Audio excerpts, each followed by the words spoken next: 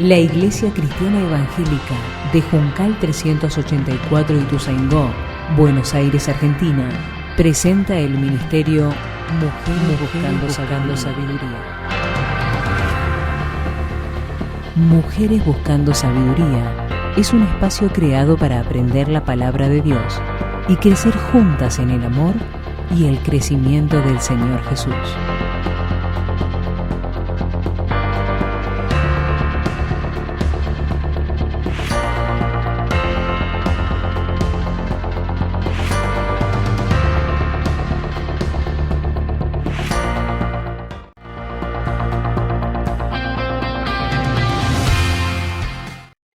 Bueno, gracias por estar en esta mañana, reunidas acá juntas, por el privilegio de darme la posibilidad, ¿no?, de compartir este tema tan lindo y que ha sido muy edificante en mi vida. Dios quiera que el Espíritu Santo también hable a la vida de cada uno de ustedes. Hace un tiempo mi marido tuvo que hablar acerca de que María había escogido la mejor parte, ¿no? Y él decía, pensaba, ¿no?, como cuando había estudiado ese tema, como que entre cosas buenas, María había elegido la mejor, pero la palabra en el original no era mejor, era lo bueno, o sea que lo otro que era, lo malo. Y está bien, tenemos muchas reuniones en la iglesia, pero esto no está, nos tiene relacionado con eso, sino que escuchar la palabra de Dios, escuchar estas palabras de vida eterna, ¿no? Como dice la Biblia, todo pasará, pero mi palabra no pasará. Así que dedicar este momento a escuchar la palabra del Señor para crecer y para que Él nos transforme es lo bueno, es lo mejor, ¿no? Así que sea realmente el Espíritu Santo que hable a la vida de cada uno de ustedes en esta mañana, es mi deseo, mi anhelo, y creo que la oración de muchas de mis amigas y hermanas que me conocen. Así que bueno, sin más preludio, arrancamos con el tema. Voy a compartir pantalla. Bueno, antes de compartir pantalla le digo algunas cositas. Ustedes ya estuvieron viendo los distintos yo soy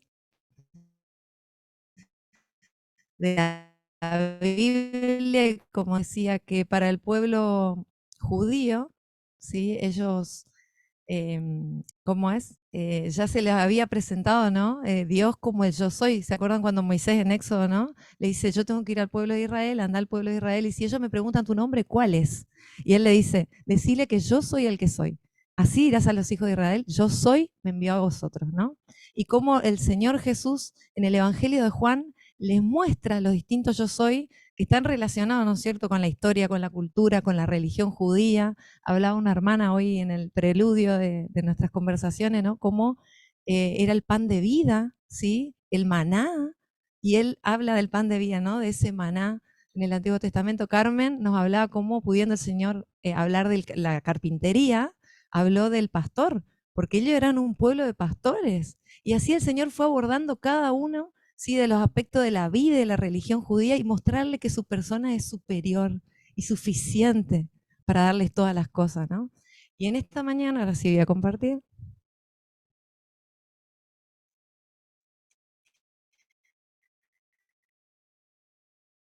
No me quedo tranquila.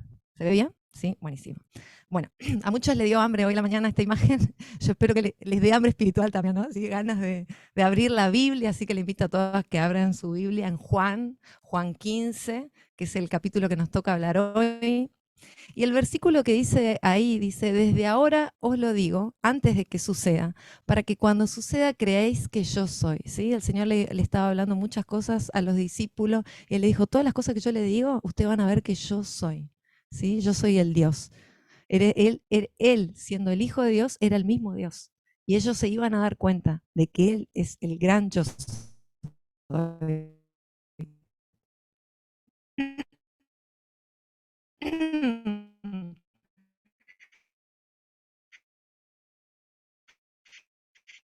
Y bueno, hoy hablábamos, entonces, ya abrieron todas, soy la vid verdadera y mi padre es el labrador. Juan 15:1, ¿no? Y no es que el Señor sea literalmente una vid, no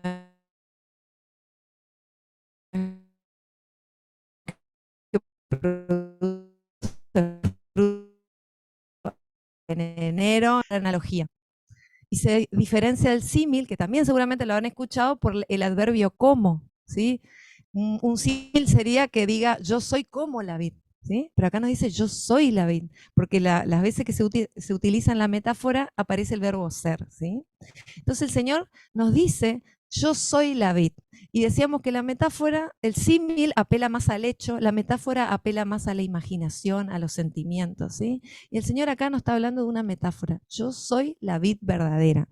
Y esta metáfora se ha utilizado mucho para hablar como que fuera una metáfora de juicio, ¿sí? Pero nosotros vamos a analizar de los versículos del 1 al 10, que ahora vamos a leer, ¿de qué nos está hablando esta metáfora? Y ahí les pido que marquen todas las veces que aparece en mí, marquen con un color, y todas las veces que aparece el verbo permanecer, marquen en otro color, ¿sí?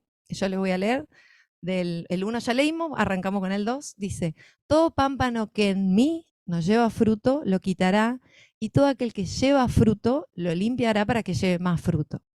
Ya vosotros estáis limpios por la palabra que os he hablado. Permaneced en mí, y yo en vosotros. Como el pámpano no puede llevar fruto por sí mismo si no permanece en la vid, así tampoco vosotros si no permanecéis en mí. Yo soy la vid, vosotros los pámpanos. El que permanece en mí y yo en él, este lleva mucho fruto, porque separados de mí nada podéis hacer.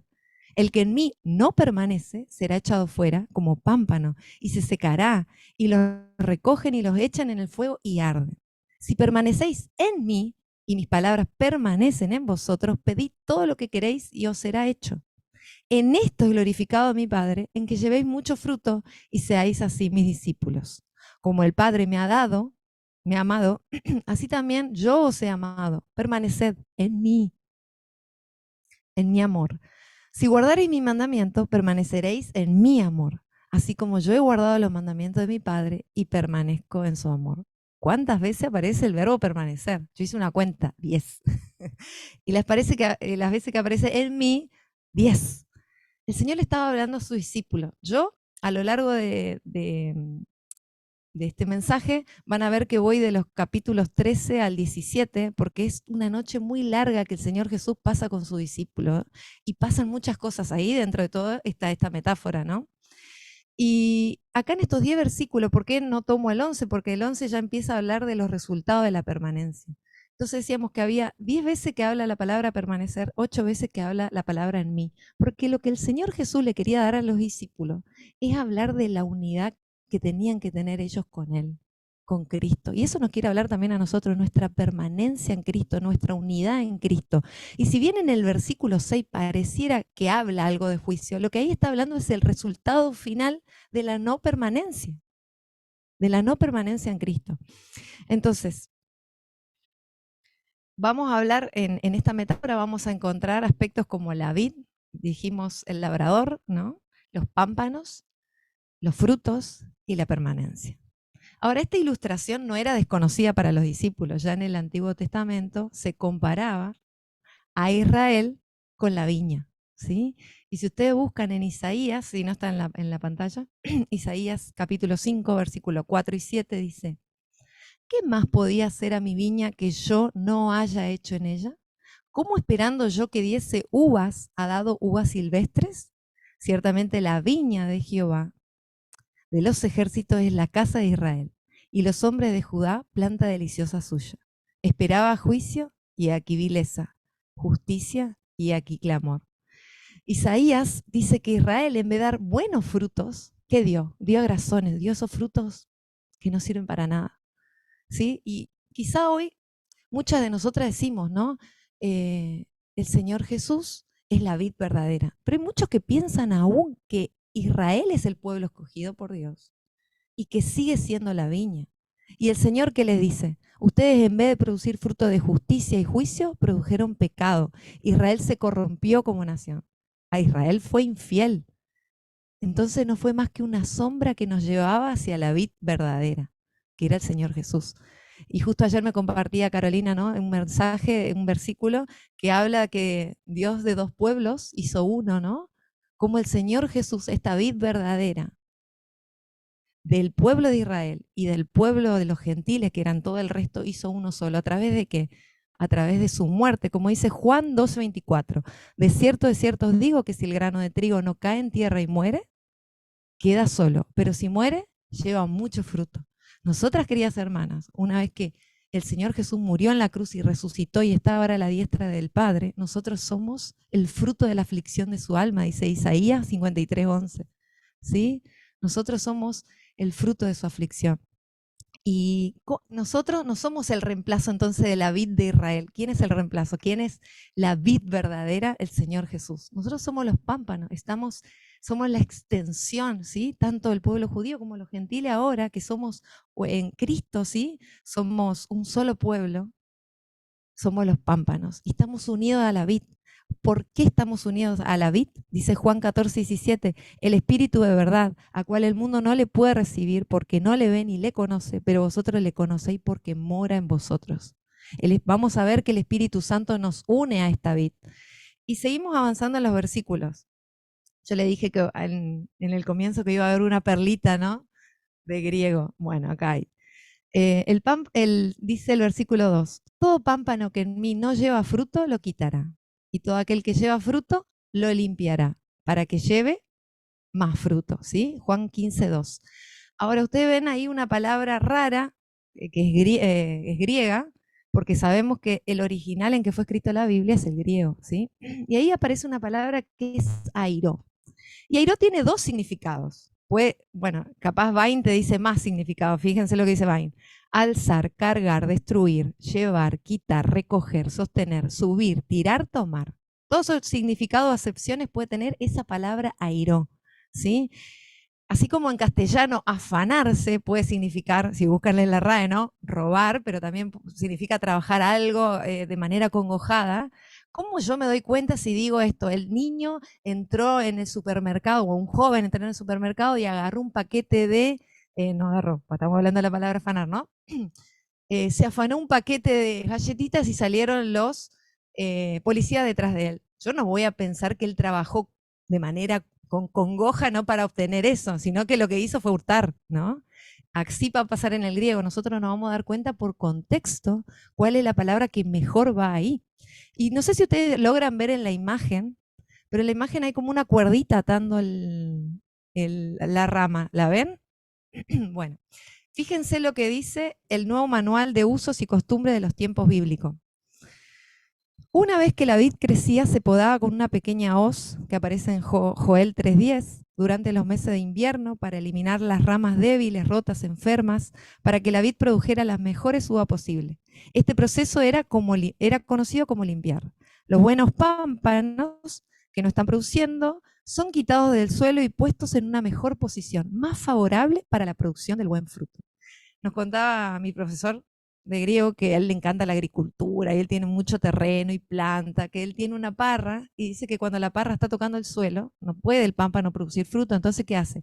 Él decía con una media fina de mujer que se estira bien, lo levanta, la ata para que el pámpano no se estrangule cuando crece y así comienza a producir fruto, ¿no? Ahora yo quiero que ustedes presten atención al texto. Dice todo pámpano que en mí. Este pámpano está permaneciendo en la vid, ¿sí? Y ustedes van a escuchar que muchos hablan como si, lo relacionan con el versículo 6 como si fuera una parábola de juicio, como si el pámpano no está llevando el fruto, ¿qué es lo que va a hacer el labrador? Lo va a quitar. Ahora, si ustedes leen otra versión, como por ejemplo la Biblia textual 4, ahí dice levanta. Todo pámpano que en mí no lleva fruto lo levanta, y todo aquel que lleva fruto lo limpiará para que lleve más fruto. Es decir, este pámpano está permaneciendo en la vid, ¿sí? ¿Qué hace el labrador? Lo levanta para que comience a llevar fruto. Y al que está llevando lo limpia para que lleve más fruto. Y eso nos dice el versículo 3, porque el Señor Jesús, cuando le habla a su discípulo en ese momento, Judas ya no estaba. Y él le dice, ya vosotros estáis limpios por la palabra que os he hablado. Ellos ya estaban limpios. El labrador, ¿qué estaba haciendo? Al que no estaba produciendo lo empieza a levantar para que empiece a producir fruto. Y al que está llevando lo limpia para que empiece a llevar más fruto, ¿sí? Porque si nosotros decimos, bueno, si el pámpano no produce fruto, lo corto, mucho podemos pensar en una salvación por obra, ¿no? Ah, bueno, no lleva fruto, lo corto. Porque él tiene la obligación de llevar fruto. Ahora vamos a ver si tenemos la obligación nosotras de llevar fruto. Las obras no nos hacen parte de la vid. ¿Qué nos hace parte de la vid? El Espíritu Santo. Efesios 2:8 dice que nosotros somos salvos por gracia, ¿sí? No por obras, para que nadie se gloríe. Entonces, ¿qué nos hace pertenecer a la vida a nosotros? El Espíritu Santo. Ya había leído Juan 14, 17, ¿no? Que hablaba de eso, de que el Espíritu Santo mora en nosotros. ¿Cuándo es el caso de que el pámpano es cortado? Fíjense usted el versículo, yo voy a ir para atrás, el versículo 6 dice, el que en mí no permanece. Y acá estamos hablando de un pámpano que permanece. Acá dice, el que en mí no permanece será echado fuera como pámpano. Porque nos explicaba el profe de griego que el pámpano bueno, ahora más adelante vamos, no, acá está. El pámpano es un brotecito verde. A ver si lo tengo acá. ¿Lo ven ahí? El pámpano es un brotecito verde donde ya sale el racimo de flor y donde salen las bayas. Y él nos explicaba, como sabe de agricultura, ¿no? Que cuando cae no se puede hacer otra plantita.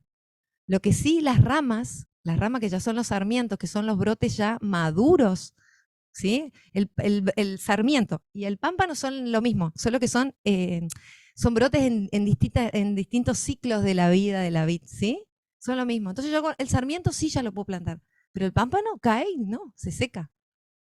Entonces, qué importante, el Señor dice en Juan 15:5, yo soy la vid y vosotros los pámpanos.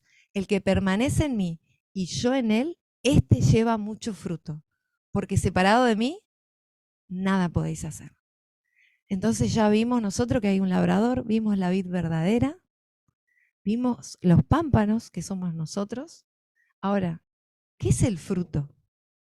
Y seguro a muchas se le vienen muchas ideas de lo que puede ser el fruto, ¿no?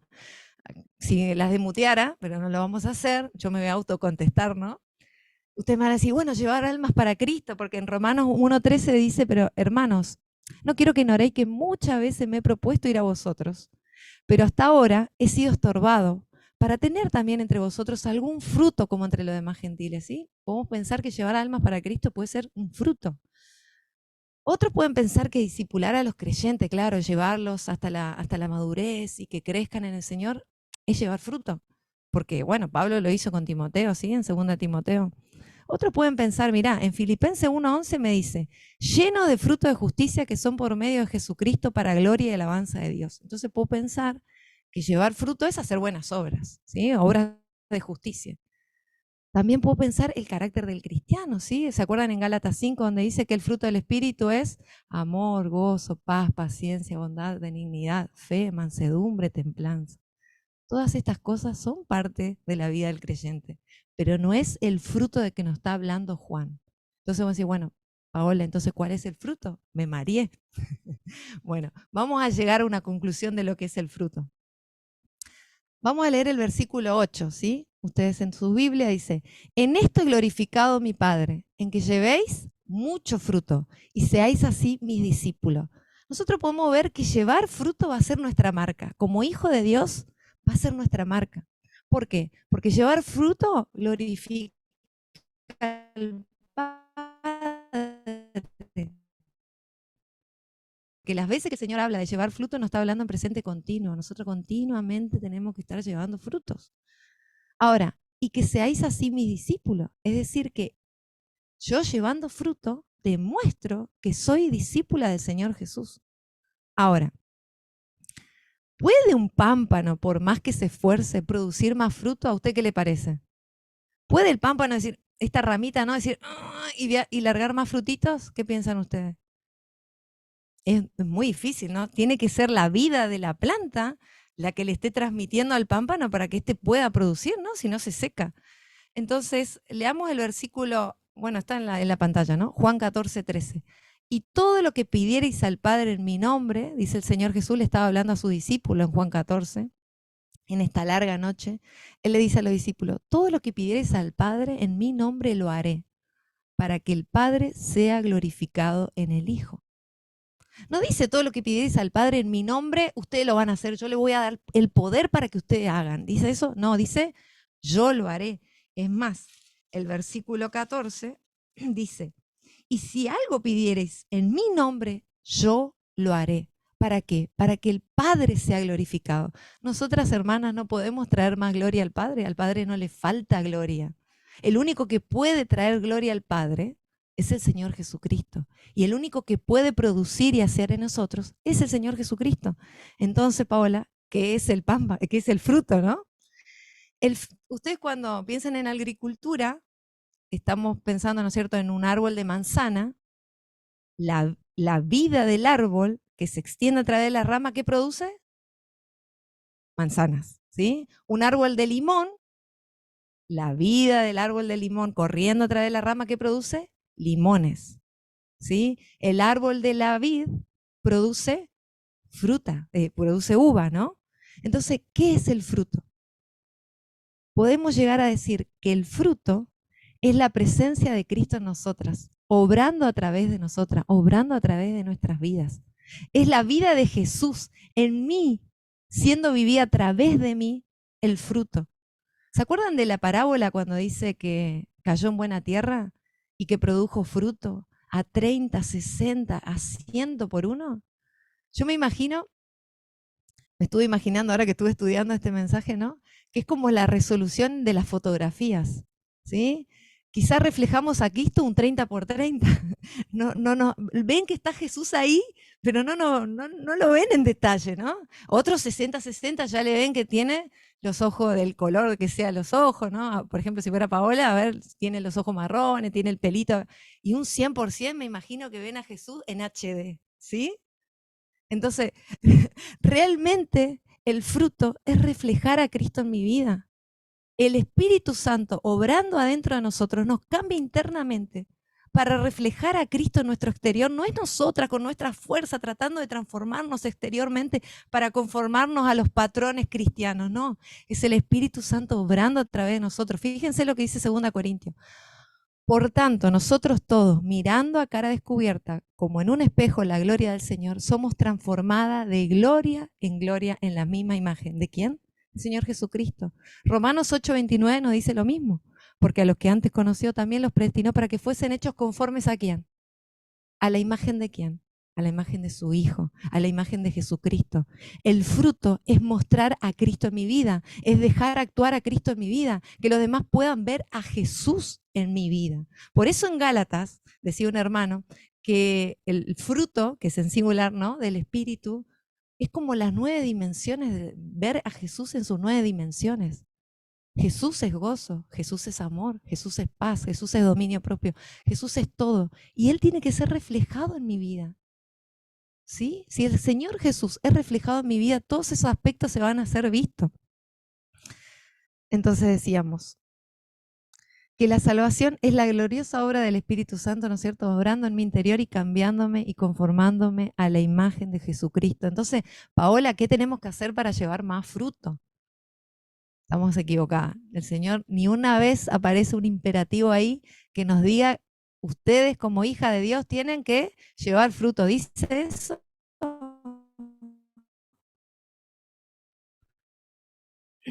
Y que ya estuvimos viendo que aparece un montón de veces esta palabra, pero que aparece pidiéndonos a nosotros, es que permanezcamos en la vid. Juan 15:4 dice, permaneced en mí y yo en vosotros. Como el pámpano no puede llevar fruto por sí mismo si no permanece en la vid, así tampoco vosotros si no permanecéis en mí. ¿Qué nos pide el Señor entonces? ¿Que llevemos fruto? No, nos pide que permanezcamos en Él. Eso nos está pidiendo el Señor, que permanezcamos en Él. Y ustedes me pueden decir, sí, muy lindo, Paola, ¿qué es permanecer? Bueno, voy todos los domingos a la iglesia, leo la Biblia, leo mi devocional a la mañana. Bueno, y todas las otras preguntas que nos hicimos, ¿eso es permanecer en Cristo? El Señor Jesús era un maestro excelente. Y Él, esta verdad espiritual también la explica para que nosotros comprendamos y entendamos. Hay un mandamiento que el Señor le da en esa noche a los discípulos, en Juan 13, 34, 35, y le dice, un mandamiento nuevo os doy, que os améis unos a otros como yo os he amado, que también así améis unos a otros. En esto conocerán todos que son mis discípulos, si tuvierais amor los unos por los otros. Yo no sé si a usted le pasó lo mismo que a mí, pero yo dije, amar al prójimo ya está en la Biblia. ¿Cómo es un mandamiento nuevo, no? Si eso ya está en Levítico, no, no sé. A mí me pareció eso cuando leí la primera vez. Dije, ¿qué mandamiento nuevo está enseñando? Bueno, lo nuevo que está enseñando es que yo ahora tenían que amar como Cristo. Fíjense, que os améis unos a otros como yo os he amado. Él era el nuevo patrón de amor, ¿sí? El Señor Jesucristo. Juan 17:21, ¿sí? El Señor Jesús en esa larga noche también ora por su discípulo. Y fíjense la oración del Señor Jesús, presten atención.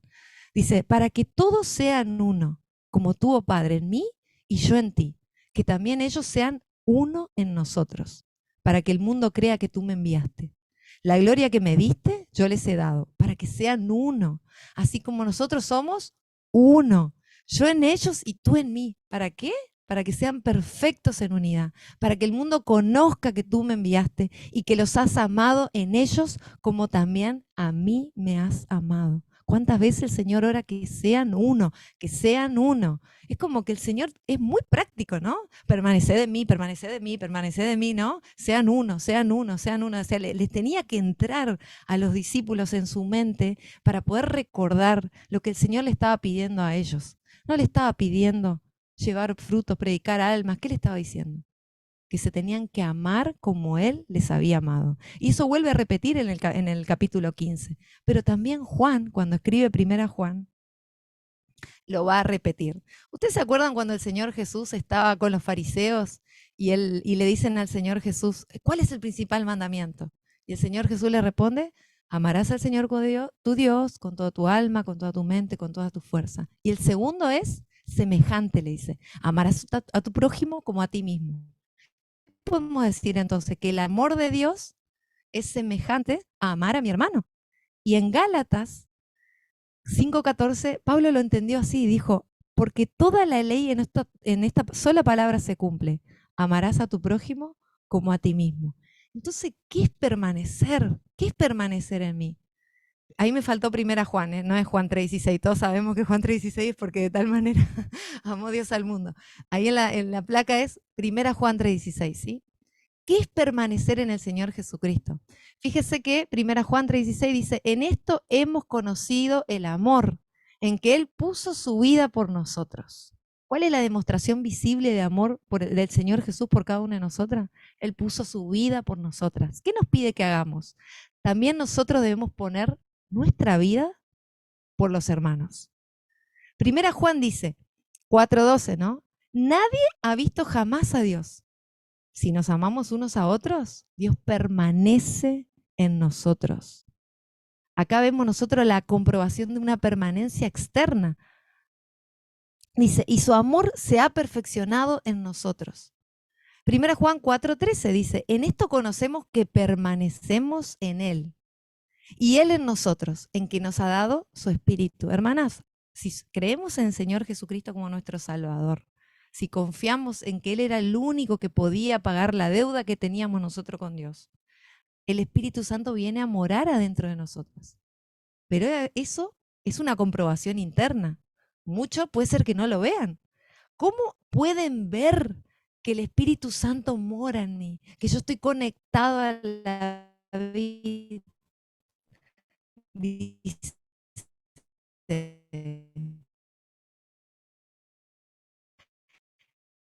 nadie ha visto la comprobación externa, la muestra externa de que el Señor Jesús permanece en mí y que estoy conectado a Él. Él les dice, ¿sí? Que nos amemos unos a otros. Entonces, yo quisiera llamarle a la reflexión a cada una de nosotras. ¿Estamos permaneciendo? ¿Reflejamos la imagen del Señor Jesucristo? ¿Estamos amando a nuestros hermanos? Porque muchas dirían, yo pensé que Paola me iba a decir si estaba comprometida en algo en la iglesia, en 20 ministerios, yo estoy permaneciendo, ¿sí? Soy maestra, soy, bueno, lo que sea, canto acá, hago ya, estoy permaneciendo en Cristo, no. ¿Qué nos dice el Señor Jesús? ¿Qué es lo que demuestra que estoy permaneciendo en Él? Que estoy amando a mi hermano como Cristo me amó a mí. Hermana, ¿cuántas veces? Yo no quería tomar ejemplo, ¿no? Pero como yo ya les conté que estuve más o menos mínimo 3 iglesias, hay ejemplos que surgen en todas, ¿sí? ¿Cuántas veces no podemos estar en un mismo auto con mi hermano? En la iglesia. ¿Cuántas veces? Dice Gálatas 5:26, no nos hagamos vanagloriosos, irritándonos unos a otros, envidiando unos a otros. ¿Se acuerdan cuando Pablo le dice, ruego por estas dos hermanas para que sean de un mismo sentir? ¿Cuántas veces, hermanas, nos ofendemos por tantas cosas? Vamos a la iglesia con ese deseo de recibir cuando el Señor nos manda a dar. Yo las veces que leo Juan 13, ¿no? Que habla del amor, la mayoría de las veces lo leemos como, eso me tienen que dar a mí. Esa es la clase de amor que tengo que recibir yo, ¿sí? Cuando es todo lo contrario, el Señor nos dice que esa es la clase de amor que yo tengo que dar sin esperar recibir nada a cambio, porque Él no lo hizo así. Es la clase de amor que yo tengo que tener por mi hermana. En las iglesias a veces pasa, viene un hermano nuevo a la iglesia y estamos todos desesperados por darle lo que sea, lo que necesite, ¿no? Sale de todos lados. Pero este hermano quizá que hace 4 o 5 años está yendo a la iglesia, está pasando por dificultades, bueno, pero vos viste cómo es, viene, no viene, está firme, no está firme, y como que ya, que se las arregle, ¿no? Y Juan dice, primera Juan dice, pero el que tiene bienes, ya le digo dónde, por si alguna quiere leer, primera Juan 3:17. Pero el que tiene bienes de este mundo y ve a su hermano tener necesidad y cierra contra él su corazón, ¿cómo permanece el amor de Dios en él? Hay un versículo en la Biblia que dice que tenemos que hacer bien a todos, pero mayormente ¿a quién? Exactamente, a los hermanos. A los hermanos. El Señor nos pide que nos amemos unos a otros. A veces en la iglesia pasa que amamos más a nuestros hermanos sanguíneos, ¿sí? No sé, hay alguna tarea para hacer en la iglesia y a este hermano le ponemos una vara alta de requisitos a cumplir para que lleve a cabo un servicio en la iglesia, ¿no? Pero a mi primo, a mi sobrino, a mi hijo, ay, lo veo flojo y digo, ay, lo voy a poner a este servicio para que se comprometa, ¿sí? Para que esté cerca. Tenemos otro tipo de paciencia, ¿no? Y a mí me hacía pensar cuando el Señor Jesús le vinieron a decir, acá está tu mamá, ¿no? Y el Señor que le dice, mi padre y mi madre es quien hace la voluntad del Señor. ¿Estamos amando a nuestros hermanos como Cristo nos amó a nosotras? Yo la verdad que agradezco a que me hayan dado este tema, ¿no? Cuánto he llorado, cuánto he pedido perdón, porque el Señor, si queremos reflejar a Cristo, si queremos reflejar que estamos permaneciendo a Él, tenemos que demostrar ese amor que el Señor tuvo por cada una de nosotras a mi hermano. Yo podría tocar muchísimos más ejemplos. Por ejemplo, cuando, no sé, limpiamos las instalaciones, nos contaba un hermano, ¿no? Se limpian las instalaciones y se empieza a poner candado por todo lado. Y el otro día teníamos que ir a la iglesia y queríamos tomar un mate y la cocina estaba con candado. Queríamos jugar con los chicos al vóley y estaba con candado. Y cuando se dieron cuenta no podían hacer nada, estaba cerrado. Y no pensamos en el otro. A veces tenemos reuniones y no pensamos si el otro puede venir a ese horario o no. Es como que nos centramos en nosotros y no en mi amor por mi hermano. Y no quiero tocar más ejemplos porque segura cada una de nosotras pensará. Yo lo que quiero que piensen, ¿estoy amando a mi hermano como Cristo me amó a mí? Creo que la palabra limpia por sí sola. No hace falta que yo dé más ejemplos, ¿no? ¿Estoy amando a mi hermano como Cristo me amó a mí? Eh, esta noche pasa así. Yo voy a dejar de compartir para que me vean un poquito. A ver. ¿Sí? Esta noche comienzan los capítulos 13, ¿no? Y yo le dije 13, 14, 15, 16, 17, hasta el arresto del Señor Jesús. Y el Señor Jesús le quería dar esa idea, ¿no? De permanencia en mí, permanecer en mí, y que se amen para que los demás, para que crean que tú me has enviado, Padre, ¿no? Y él comienza así. Yo le hago breve la historia porque quiero terminar con algo que el Señor Jesús le va a decir a Pedro, ¿no? Y que nos tiene que quedar en claro a nosotras como ejemplo. El Señor Jesús esa noche prepara la última cena que iba a tener con sus discípulos, ¿sí? Y en medio de la cena, los discípulos se ponen a conversar entre ellos. ¿Quién va a ser el mayor? ¿Quién va a ser el mayor? Porque él era el rey, ¿no? ¿Y qué parte te toca a vos? ¿Y qué parte te toca a mí? Y estoy siguiendo el orden de los evangelios.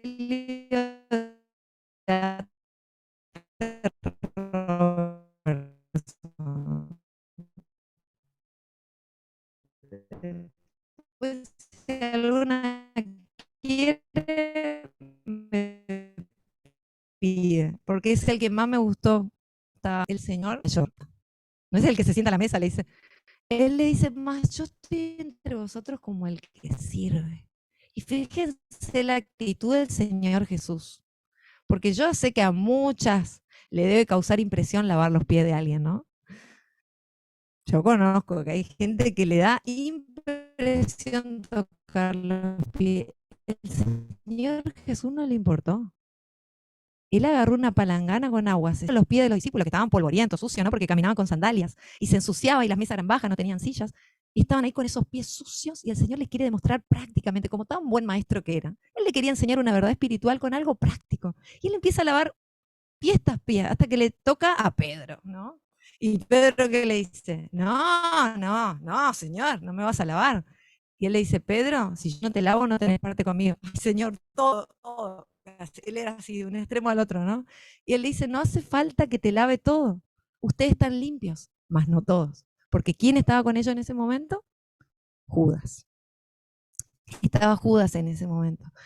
Y ahí es el que el Señor le dice, ¿saben que si ustedes prestan atención a las cosas que yo les mencioné, unos a otros, un mandamiento nuevo doy, ámense unos a otros como yo les he amado a ustedes? Le dice ahí en ese momento. Y después le dice a Pedro, lo mira a Pedro y le dice, Pedro, Satanás te ha pedido para zarandear, pero yo he orado por ti para que tu fe no falte. Y una vez vuelto, miren lo que le dice a Pedro, confirma a tus hermanos. El Señor sabía que él le iba a fallar. Entonces él ya le estaba diciendo lo que él tenía que hacer. Quizá Pedro estaba confiando en su fuerza. Nosotros con vos, sí, Señor, por vos vamos a morir. ¿Y qué le dice el Señor Jesús?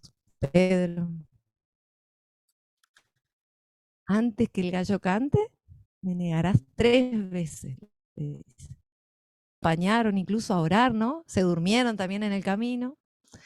Y el Señor Jesús le dice, bueno, levántense, vamos. Y ahí es que pasa que lo aprenden al Señor Jesús, lo arrestan. Y cuando lo arrestan, ahí comienza la parte de Pedro, ¿no? Donde, vos estabas con el Señor Jesús. No, no, no. Ah, pero mirá, te vimos justo cuando le arrestaron al Señor Jesús, te vimos. No, no, no. Pero vos sos uno de sus discípulos. No, no, no. Y dice que la tercera vez que él negó al Señor Jesús, en uno de los evangelios dice que el Señor Jesús lo miró, simplemente lo miró.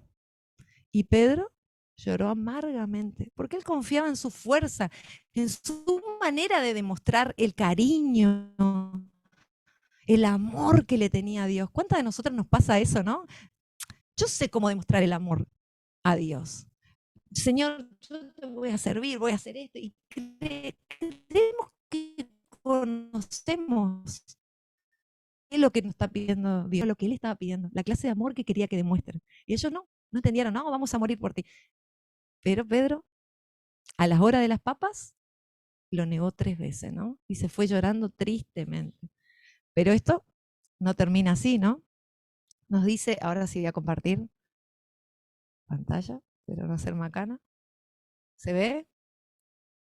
Sí, bueno. Dice que cuando Pedro, bueno, después lo ven al Señor Jesús, sí, todos los discípulos cuando resucita, porque el Señor Jesús muere por cada uno de nosotros, y lo bueno que sabemos todos, ¿no? Que resucitó, que está a la diestra del Señor, y se le aparece a ellos antes de subir, se los aparece a los discípulos, pero nos dice Juan 21 que Pedro volvió a su antiguo oficio. Porque si vos lees Juan 21, te parece como, bueno, Pedro fue a pescar. O sea, qué malo tiene pescar. No existía la pesca deportiva en ese momento. Era una profesión, era un oficio. El que se iba a pescar era porque volvía a su oficio, ¿no? Y no se fue solo Pedro, arrastró a 7 discípulos con él. Yo no me imagino si Pedro quedaba más días, a cuántos discípulos más atraería, ¿no? ¿Cuánta gente lo seguiría? Él volvió a su antiguo oficio y estuvo toda la noche tratando de pescar. Y a la mañana, el Señor, desde la orilla, le dice, tiren la red a la derecha, ¿no? Y ahí juntan con todo. Y Juan le dice, es el maestro. ¿Y qué hace Pedro? Se ciñe todo, se pone la ropa, sale corriendo y lo va a ver, ¿sí? Y el Señor tenía preparado un desayuno para ellos y se sientan y dice que ni uno se atrevía a preguntarle. Ellos sabían que era Jesús, pero ni uno se atrevía a preguntarle. Y ahí es cuando el Señor Jesús le dice estos versículos. Juan 21:15. Cuando hubieron comido, Jesús dijo a Simón Pedro: Simón, hijo de Jonás, ¿me amas más que estas cosas? ¿Me amas más que estas cosas, más que la barca, más que pescar, más que tu oficio? ¿Qué le contesta el Señor? Apacienta mis corderos. Volvió a decirle la segunda vez: Simón, hijo de Jonás, ¿me amas? Pedro le respondió: sí, Señor, tú sabes que te amo. Pastorea mis ovejas. Le dijo la tercera vez: Simón, hijo de Jonás, ¿me amas? Y Pedro, ¿qué pasó? Se entristeció de que dijera una tercera vez: ¿me amas? Y le respondió al Señor: tú lo sabes todo, Señor, tú sabes que yo te amo. Y Jesús, ¿qué le dice? Tercera vez: apacienta mis ovejas. Pedro le falló, ¿sí? Y muchos piensan, bueno, el Señor, como le falló 3 veces, le pregunta 3 veces. Pero yo cuando estuve estudiando este capítulo, es la primera vez que se me despertó ver la contestación del Señor Jesús. No sé si a usted le ha pasado, pero es la primera vez que a mí se me despertó lo que le contestaba el Señor cada vez que le preguntaba: ¿me amas? ¿Qué le dijo? Apacienta mis corderos, pastorea mis ovejas. ¿Se acuerdan cuando le dijo: el diablo ha pedido para zarandearte, pero yo he pedido que tu fe no falte? Y una vez vuelto, confirma a tus hermanos, le había dicho Pedro. Qué amoroso el Señor. Se le apareció y le mostró: Pedro, ¿vos me querés amar? Esta es la manera, Pedro. Ama a tus hermanos, pastorealos, cuidalos, alimentalos, amalos. Yo quiero realmente, hermana, que en esta mañana nos vayamos con esa idea. Yo amo como Cristo me amó. ¿Cómo éramos nosotras? Dice la Biblia que nuestras obras eran como trapo de inmundicia. Vivíamos de acuerdo, dice Romanos 3, ¿no? Que no había nadie bueno, nadie que haga algo bueno, ni siquiera uno. Nadie buscaba a Dios. Yo las busqué, tu enemiga mía. ¿Estamos dispuestos a amar así a cada uno de nuestros hermanos? Yo creo que si amáramos con esa clase de amor, realmente creerían en Dios. Eso nos dice la Biblia, no lo digo yo. Realmente creerían en Dios. Termino con esta placa. Haya pues en vosotros este sentir que hubo también en Cristo. Hermanas, nosotros. Y esa capacidad, porque vos capaz me decís: Paola, yo no puedo amar de esa manera. La Biblia nos dice que ese amor ha sido derramado en mi corazón. Nosotros tenemos esa capacidad para amar. Y cuanto más le conocemos a Jesús, porque quizá vos me decís: bueno, si voy a amar a mi hermano. Amar a mi hermano, a mi manera, no es conocer al Señor Jesús. Es la prueba final, es el examen final de que realmente conozco a Cristo. Si yo conozco a Cristo en detalle, voy a saber cómo amar a mi hermano. Y el Espíritu Santo que mora en mí me capacita, pero yo lo tengo que conocer. Y el Señor dice: este sentir que hubo también en mí, tiene que haber en ustedes. No mirando cada uno por lo suyo propio, sino por lo de los otros. Entonces yo esta mañana, a cada una de ustedes, yo creo que el Señor nos estuvo hablando. A mí me estuvo hablando muchísimo con este tema. Muchísimo. Tenemos que amar a nuestros hermanos. No puede. Dice que el amor cubrirá toda la falta. Me saludó, no me saludó. Voy para recibir, no voy para dar. Tengo que amar a mi hermano como Cristo me amó a mí. Paola, ¿me amas? Mónica, ¿me amas? Caro, ¿me amas? Y podría preguntarle a cada una: si está el Señor Jesús. ¿Me amas? Ama a tu hermano como yo te amo a vos. Amén.